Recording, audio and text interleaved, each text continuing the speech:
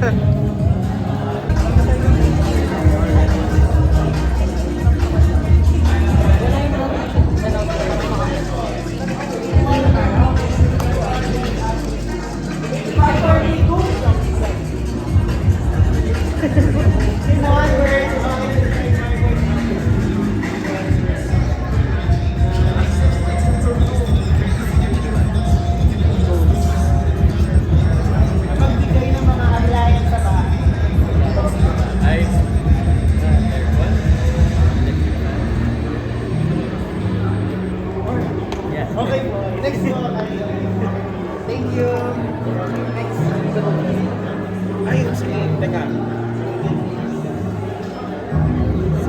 question.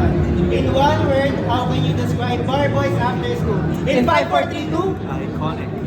Wow, bilis. Okay, now magbigay naman po ng mga pinapasok sa batch.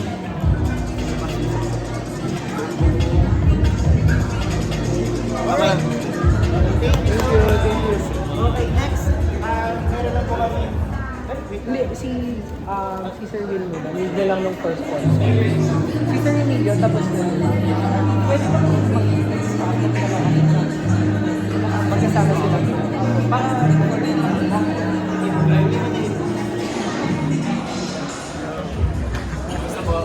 How are you, Bob?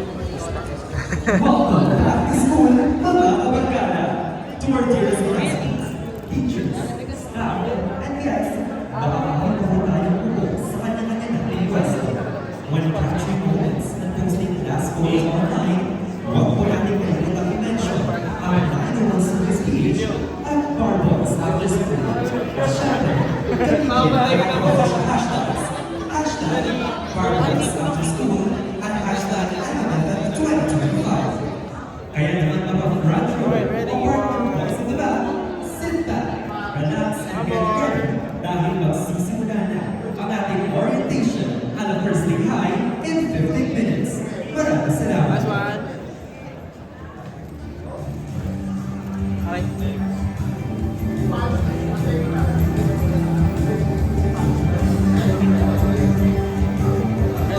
Wala ba ko doon?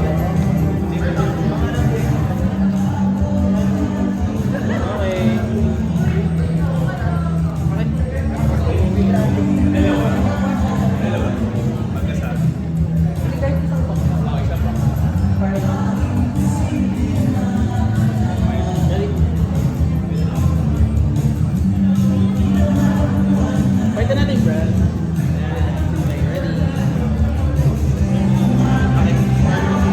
Dari. Picture na tayo. Sang.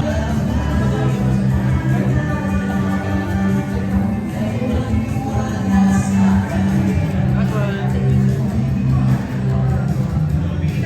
Ay mo na ko.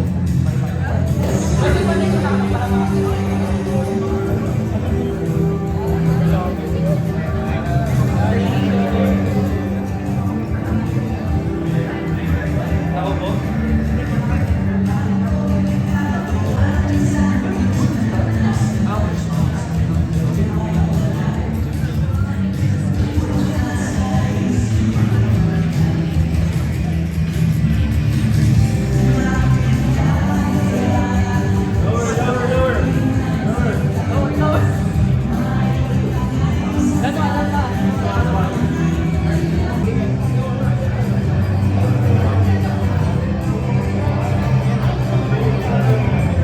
Emilio, salamat sa Aguinaldo.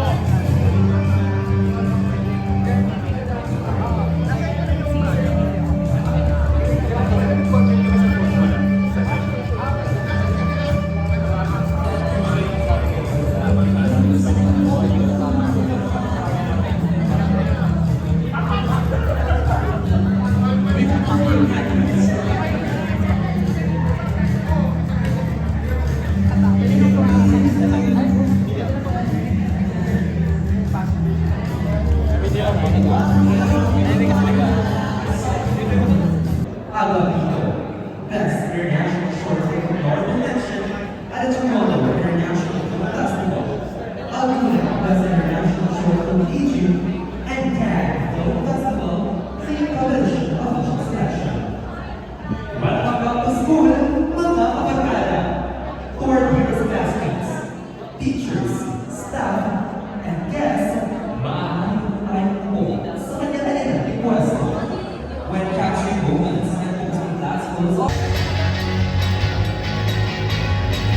Ako nga po pala si MJ Felipe, your Student Council President. Oh. Sino Vice President? Meron ba gusto mag-volunteer? Sino gusto Vice President natin? Sila?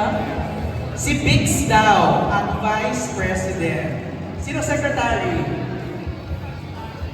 June Lalin, Secretary. Finance Officer. Ako si June. Basta lahat daw na raffle na daan kay June. Ayan. Sino naman ang auditor, ang mag-audit? Sina? Hindi, kumpleto tayong lahat. Kaya alamin natin na kasi volunteers ng mga posisyon. Pero, alam niyo na, tuwing first day high or back to school, hindi mawawala ang orientation for students. Kaya nito. Dahil kailangan natin mag-prepare, kailangan guided and aligned tayo.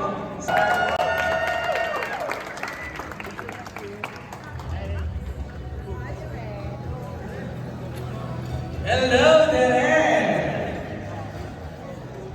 Alright, introducing our newest classmates, ang mga freshmen at froshies, at ang mga rookies. We'll begin. He plays the role of Jonas, ang much-needed supporting puso ng Maxine Law Student Baseball, Bryce Eusebio.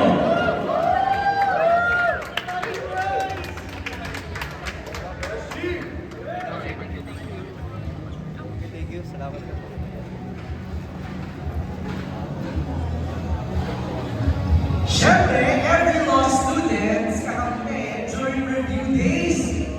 Please welcome the owner, Ziggy Picato Emilio Dae.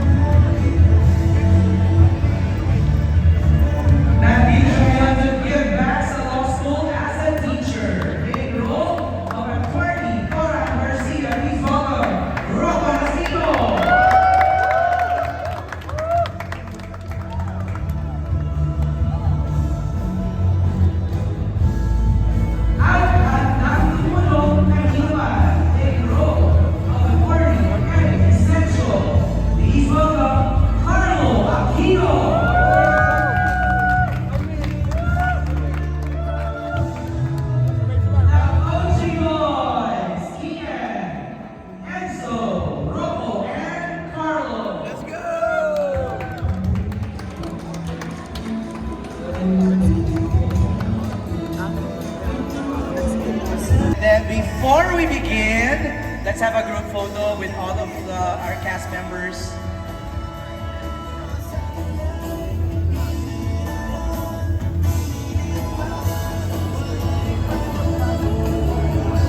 Isang group photo lang.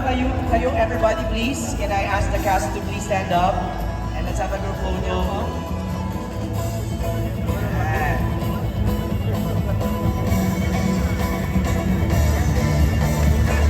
Compress. Therese, move ka forward, kapita. Yan. And so forward si Kuya. Ayan. Para meron na sila agad ma-post, ma-upload.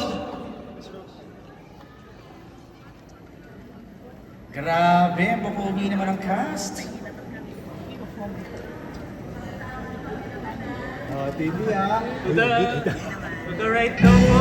To the right daw po, look at your right. And then look at your left. And center. Diyos ko, si Rose Garcia, galit na galit agad. Okay, well, Kung hindi ka natatalo, hindi ka na gumagalaw. Every time you say you wanna quit, you're just asking for help. And it takes strength to ask for help. I will not count days, just the blessings. Thank you so much.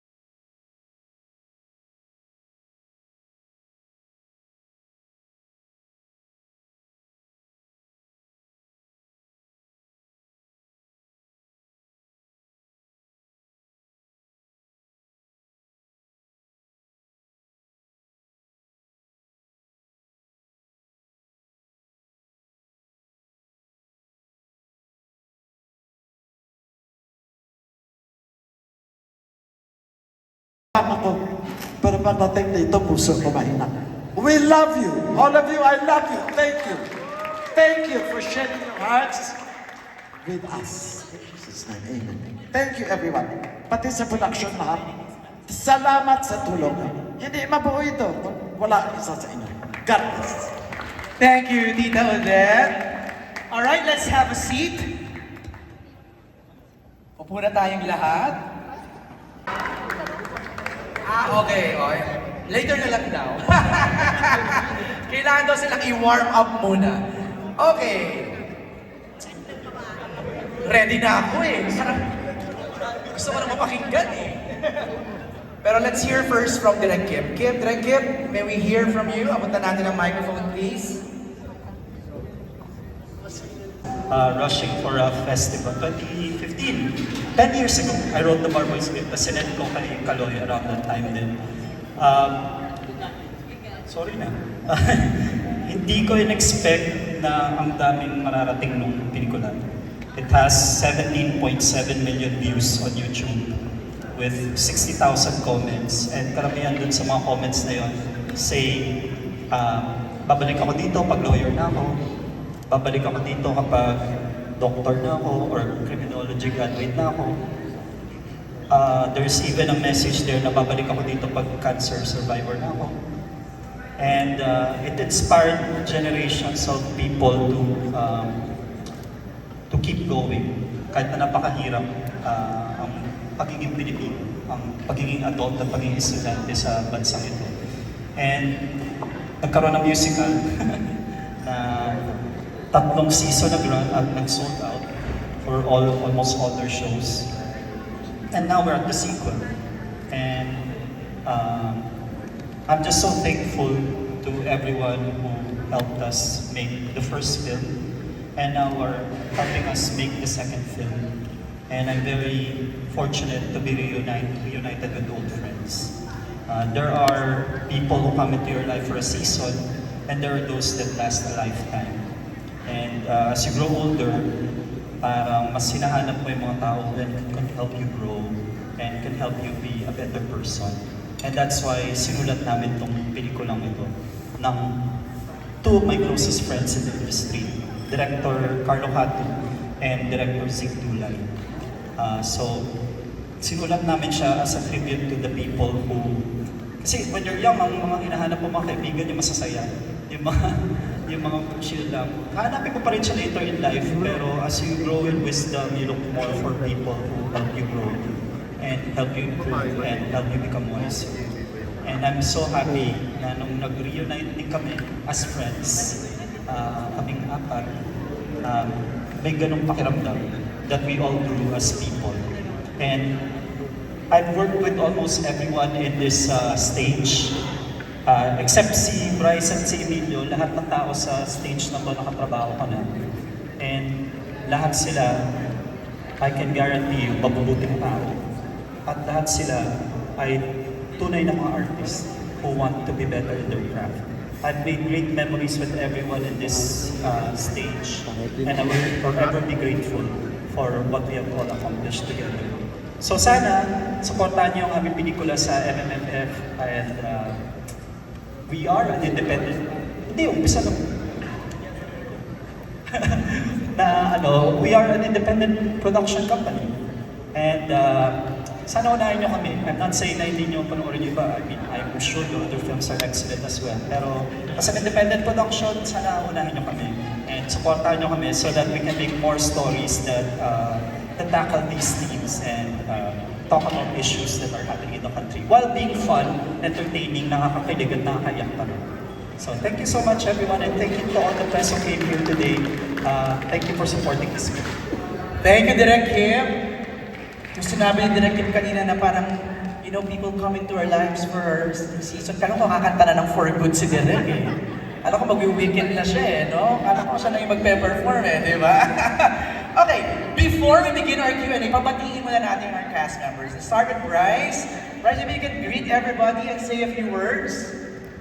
Okay, hello everyone. My name is Bryce. I'm part of the Barboy's cast as Jonas. Gusto ko lang po magpasalamat sa inyong lahat for giving your time para pumunta dito and at the same time humihingi na rin po kami ng tulong ninyo na suportahan po ang pelikula namin. Ayan, enjoy the night everyone. Thank you, Bryce. Salamat. Ito, the very busy Will Ashley. Hello po, magandang gabi po sa inyo lahat. First of all, maraming salamat po sa mga kaibigan namin sa press review po ng time ninyo para samahan po kami i-share sa inyo itong makabuluhang pelikula na ginawa po namin lahat at pinaghirapan namin. Yeah, thank you so much po. Thank you, Will. Of course, the multi-talented Benedicts.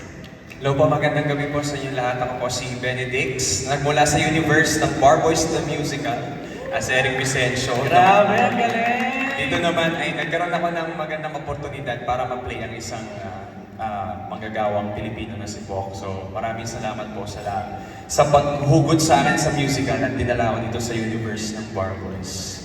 Benedix, did you have to audition or hinandpick ka na ni Direk? Actually, araw-araw nag-audition ako sa kay Direk.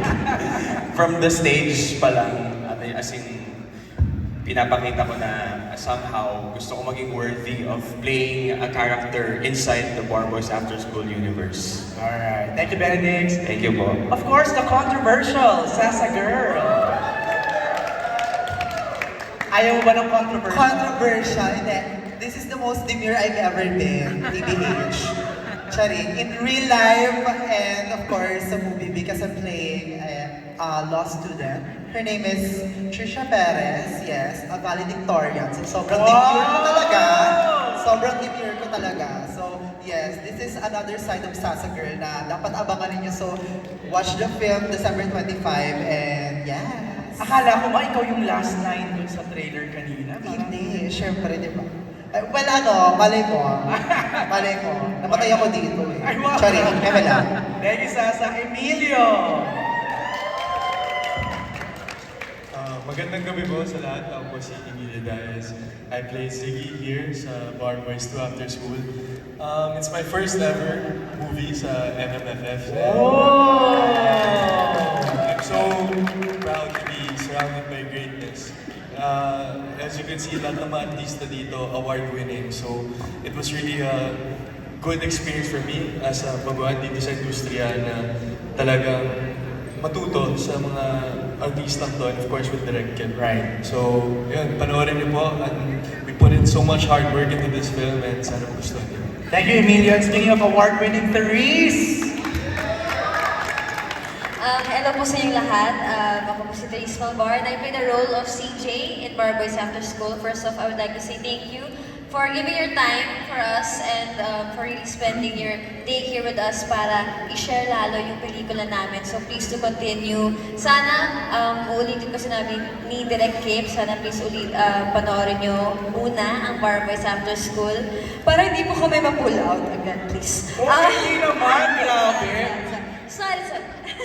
Anyway, I think we all gave our hearts out for this film, not just because of the story na sobrang ganda ng pagsusulat, pero dahil din sa pagmamahal namin para kay Direk Kip. Talagang yes agad kami. Ako personally, nag-yes agad ako sa kanya because with our 11 years of friendship, what's not there to say yes to? Thank you, Therese. Enzo! You're back! Ayun po, magandang gabi po sa ating lahat. Sa lahat po ng mga friends natin, from the media to the press, sa lahat po ng viewers din na nanonood online, kung may naka-online po ngayon.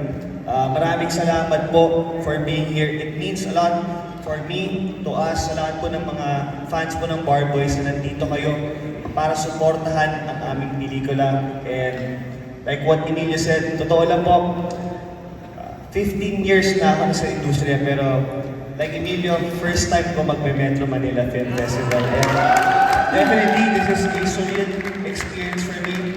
Ang tagal ko din hinintay ito, or bilang artista, dati pinapangarap ko lang maging parte ng Metro Manila Film Festival. And after 15 years, finally, I can say I'm part of it because of Direk, because of our family.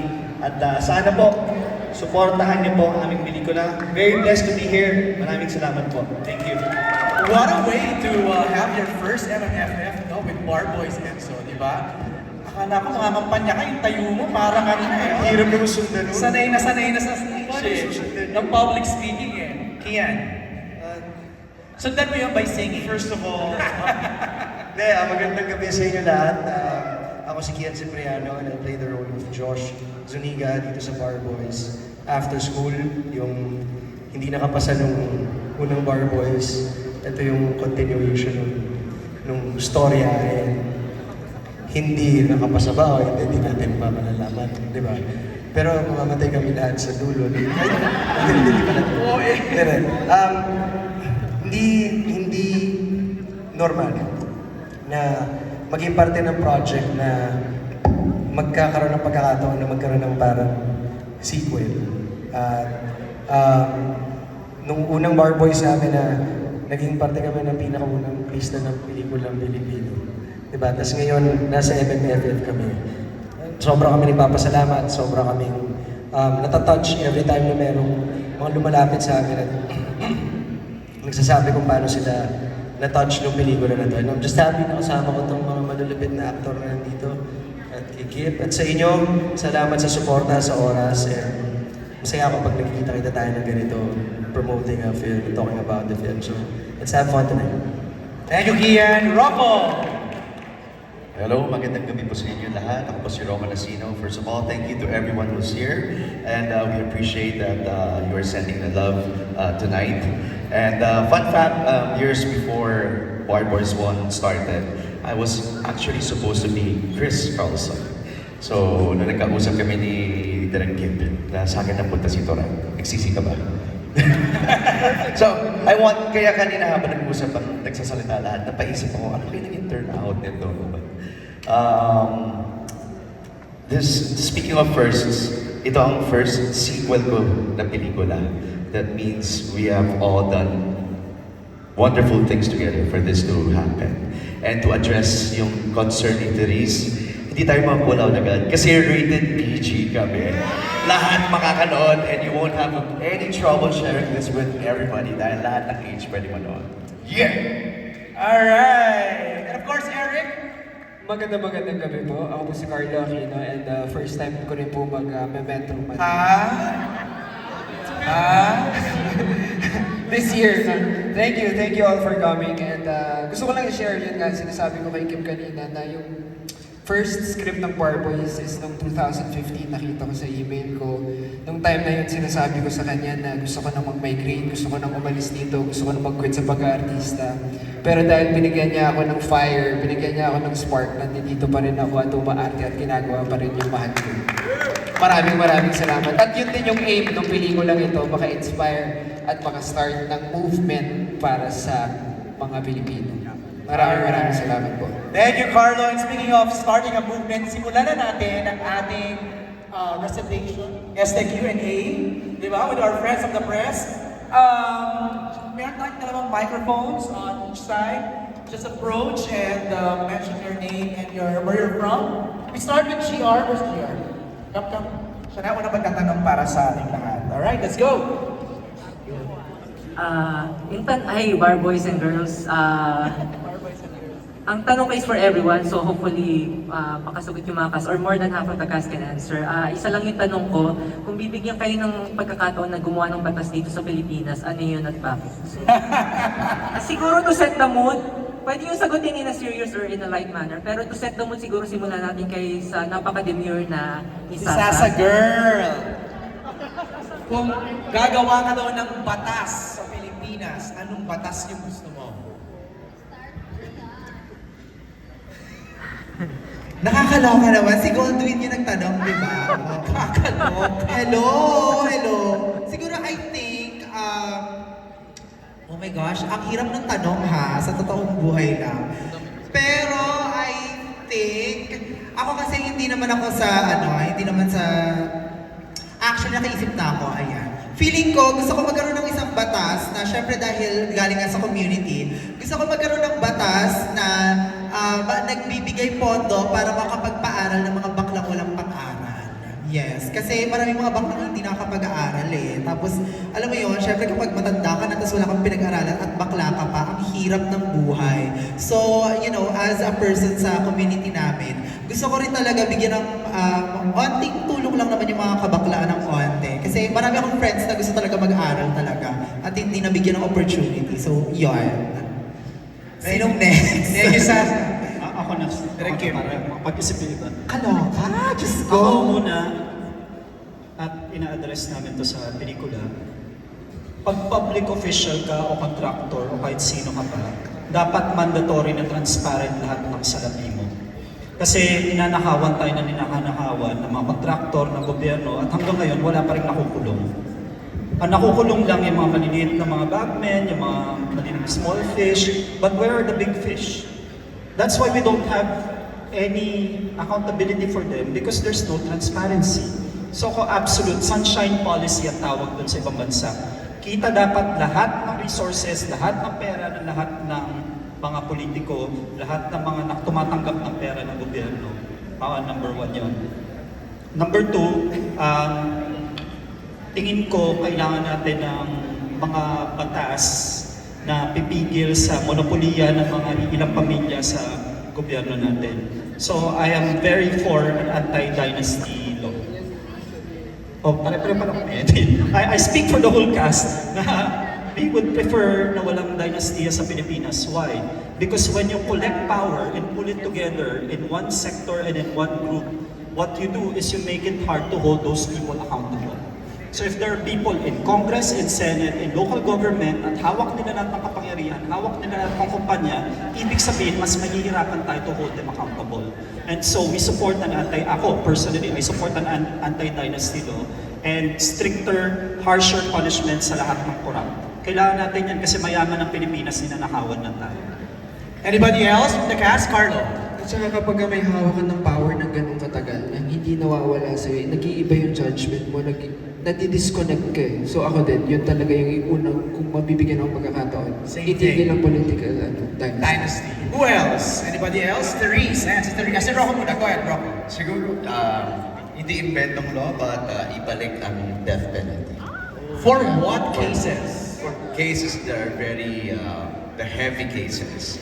You know, we need to get scared. I believe the system was made for the powerful to easily get away. So we need something like this. Different kinds of crimes are popping up at mild punishments na meron. I agree with Direk, harsher punishments, and we should have that death penalty para naman matakot sila. Anybody? Therese, go ahead. Wow, that was so strong. I think full on. Sorry, Therese, may request lang daw. Pag yung mga likod yung sasagot, please stand lang daw po kasi hindi nakikita. Ayan. Yes po, sir. Thank you. Go ahead, CJ. Yes po, sir. For me, I think full on transparency for all government officials. Talagang dapat naman talaga na may website para lahat na ginagawa nila, lahat ng papeles na binibigay nila, kitang-kita ng mamayang Pilipino because we have the right to see what they are doing. Thank you. Wow. Thank you, candidate number 4. Anybody else? Kian, go ahead. Ako siguro, kung sa batas at batas, siguro tatlo yung gusto ko na masagawa. Una is magkaroon ng maayos na healthcare na nararapat sa bawat Pilipino na maayos at masusuportahan talaga. Pangalawa, na yung suporta sa entertainment industry, kung magkaroon ng batas kung paano prosper pa natin tulad ng ginagawa nila sa Korea, sa Hollywood, o sa India, kung saan man na may maayos na working conditions talaga at may sapat na suporta from the government kasi hindi naman pwedeng puro private sector lang yung gumagawa, especially champion natin yung Filipino culture din, di ba, through entertainment. And pangatlo, na magkaroon ng divorce. Okay. So, yeah. Alright, thank you, Kian. Mainit si Direk. Go ahead, Direk. Ako, dalawa na lang last. Kailangan natin ng reforma sa lupa. Dahil palagi nag-aapi yung mga indigenous groups at magsasaka natin.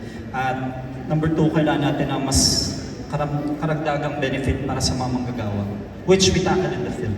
And in fact, the film also has an element of dynasties because the same people who proliferated the evil in my previous film show up in Barboys.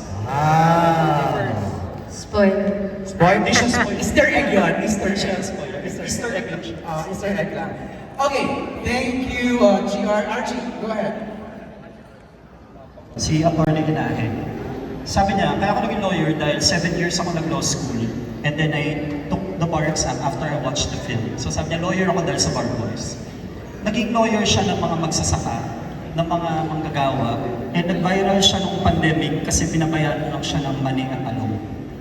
And so, he inspired the character of Carlo in the film. And so, we are arguing in the film na totoo yung paghihirap natin as Pilipino. Hindi binavalidate namin yung pagod ng working students, yung pagod ng mga estudyante, yung unfairness ng sistema laban sa mga manggagawa.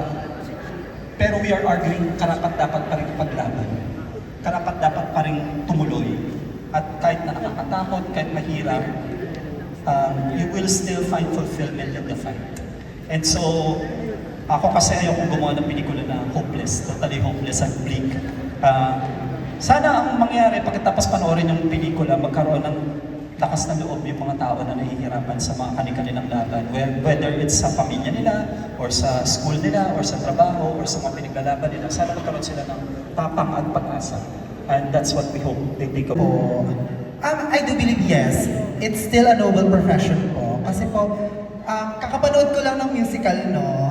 At sa musical ng Barboys, tinakal doon yung mga iba't ibang intent ng mga lawyers at mga estudyante. May iba, ano ba yung purpose mo na bakit ka nag-law school? May iba gusto nilang, nakakatawa sa kanila yung idea na gusto nilang pagtanggol ang bayan. May mga iba naman, yun talaga yung pananaw nila. May iba gusto magkapera lamang. Sasatayo ka daw. Ay, sorry po. Sorry to cut you off. Nakalimutan ko. Pero ayun na nga, kakapanood ko lang ng Barboys musical at nakita ko po na iba-ibang intent ng mga estudyante sa pagpapatuloy ng pag-aaral nila sa law school. And I do believe na hanggat meron pa pong mga tao na ang intention ay tumulong sa bayan, we will never lose hope on a brighter future and a better system ng government natin. So, ayun. Thank you. Iba ka na talaga ngayon. Debut na nga ako ngayon. Ano ba? Wala nang kanal. Iniwan ko na sila sa kanal. Sorry. Joke lang. Thank you. Anybody else on the cast? Benedict. Sa akin po siguro, it's not really just about being good lawyers na magiging ano pa rin siya, noble job. I feel like it all boils down to becoming a good person and good people. Mga tunay at totoo at mabuting tao. Doon nagsisimula yan lahat eh. And if kung ikaw ay isang mabuting tao, kahit ano pang profesyon ang tatahakin mo, magiging mabuti ka sa ginagawa mo. And I think yun yung role ng mga ganitong klase ng mga palabas, Barboys the Musical, Barboys After School, at sa mga iba pang palabas na nakatulad ng mga ganito na nagtatawag ng inspirasyon para mas maging mabuti pang tao. I think the real question there is, paano ba maging mabuting tao rather than isang maging mabuting lawyer? Kasi magiging natural na yun sa pagkatao mo. Kung una sa lahat, mabuti kang tao at may kinatatakutan ka na may hukuman at may hustisya kang kinatatakutan. Thank you, Benedict. Thank you, Archie. Sino? Si Miss Odette. The same question. Do you still believe that being a lawyer is a noble profession? Yes, if the lawyer is noble. If he does his job well. That's right. Like, as of now, I watch TV most of the time, 24 hours. There are young children being raped. So, how do we solve this? Sometimes the rapists are relatives. So, yan ang pinakamasakla. So, how do they earn their living? How else will they face people? And how will they take care of their generation once they get married that they were raped? Iba yun eh, I think. Psychologically, apektado na sila. So I don't know how this could be well, I know we have good lawyers. And I know we have good children. And like Siderek, he suffered so much as a child. Marami rin na, kahit ako, ganyan. Actually, sample ko lang my mom and dad were not in a good condition sa probinsya. I was working here.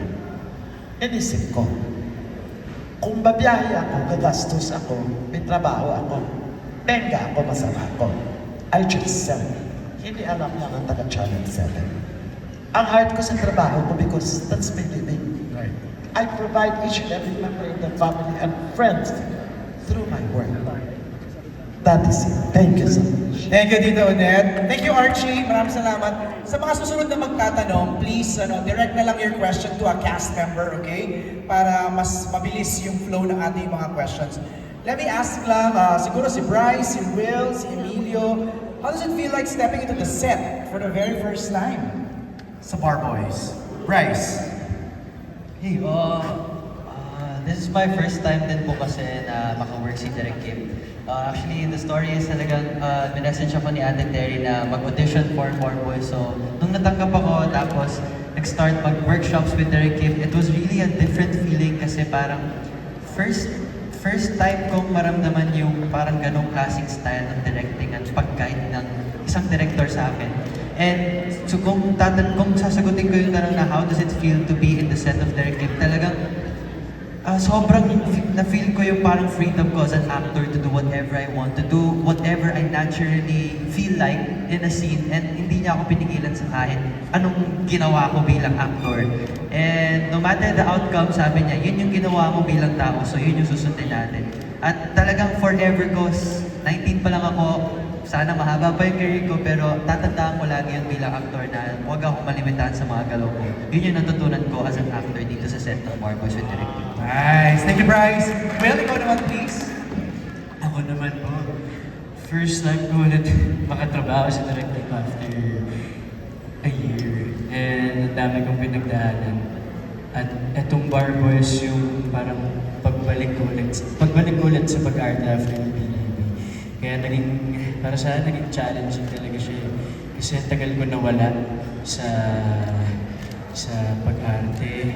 Talagang yung pinartray ko sa loob ng bahay ni Kuya yung sarili ko. Kaya sobrang nanibago ako, but at the same time, sobrang naging smooth talaga na parang nag-ground ako, nabalik ako sa kung ano yung purpose ko, kung bakit gusto ko itong pag-arte. Tinulungan ako ni Direk Kim and of course kasama ang cast ng Bar Boys. Kasi sobrang gulo talaga ng utak ko that time, sobrang overwhelming yung mga nangyayari.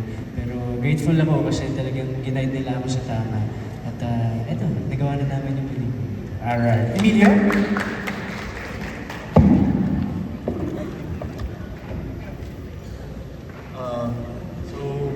Siyempre, sobrang na-culture shock ako nung pumasok ko sa set ng... Totoo ba?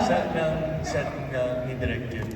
In a good way. Okay. Kasi, as a baguhan dito sa industriya, parang sobrang hands-on ni Direk na wino-workshop niya ako kahit hindi ko eksena. So, I really learned a lot here sa Bar Boys kasi syempre, minsan lang naman makaka-work mo yung mga award-winning actors and of course, award-winning director din. So, talagang parang akong sponge sa set ng Bar Boys, really just trying to soak in everything talaga. And hopefully, definitely, madami akong maaaral na madadala sa mga susunod kong mga projects. And of course, yung mga friendships na nangyari din dito. So, yun talaga. Thank you, Emilio. Okay, let's